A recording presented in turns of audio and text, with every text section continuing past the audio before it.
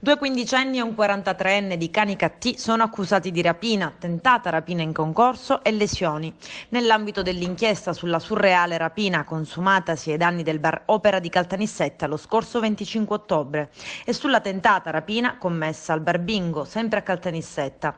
Stanotte la polizia ha dato esecuzione a due ordinanze emesse dal GIP Antonina Sabatino del Tribunale dei Minori e dal GIP Davide Salvucci del Tribunale di Caltanissetta, su richiesta rispettivamente del procuratore dei minori Laura Vaccaro e dell'ufficio del pubblico ministero della procura di Caltanissetta.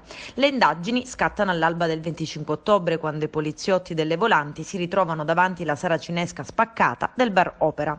I poliziotti dell'antirapina della squadra mobile nissena si sono subito concentrati su un dettaglio che non è risultato essere di poco conto. Sembrava trattarsi di rapinatori in trasferta.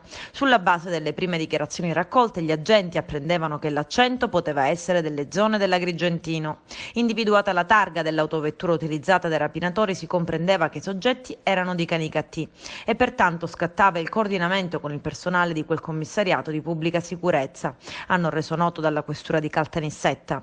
L'analisi dei filmati, sia delle telecamere interne al bar sia delle telecamere cittadine, consentiva di identificare i tre rapinatori canicattinesi che avevano agito con la complicità di una donna rimasta non identificata. I poliziotti hanno ricostruito in questo modo la dinamica della rapina. Mentre Leonardo Capizzi, 43 anni, già detenuto per altri motivi, minacciava il titolare con una spranga di ferro e mandava in frantumi il vetro in plexiglass anteposto alla cassa per le misure Covid-19, uno dei due minori si impossessa della somma di 1.000 euro che era custodita all'interno del registratore di cassa e l'altro minore fa da palo appena fuori il bar assieme alla donna piazzata un po' più distante in fondo alla via.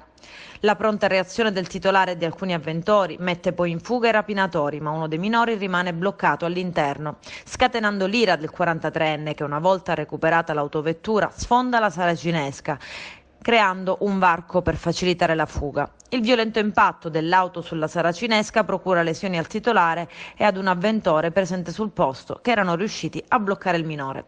La squadra mobile ha ritenuto gli arrestati responsabili anche del tentativo di rapina commesso ai danni del bar Bingo, sempre a Caltanissetta. Anche in questo caso Leonardo Capizzi, uno dei minori odierni indagati, entrano nell'esercizio commerciale con il volto travisato da una mascherina e con una spranga, ma desistevano per l'inaspettata reazione della vittima. Successive perquisizioni effettuate nelle abitazioni di Canicattì dei sospettati hanno consentito di sequestrare sia gli abiti indossati il giorno delle rapine a Caltanissetta, sia l'autovettura di Leonardo Capizzi, che presentava i chiari segni dell'impatto con la saracinesca. I due minori, dopo gli adempimenti di rito, sono stati assoggiati all'Istituto Penale Minorile di Caltanissetta.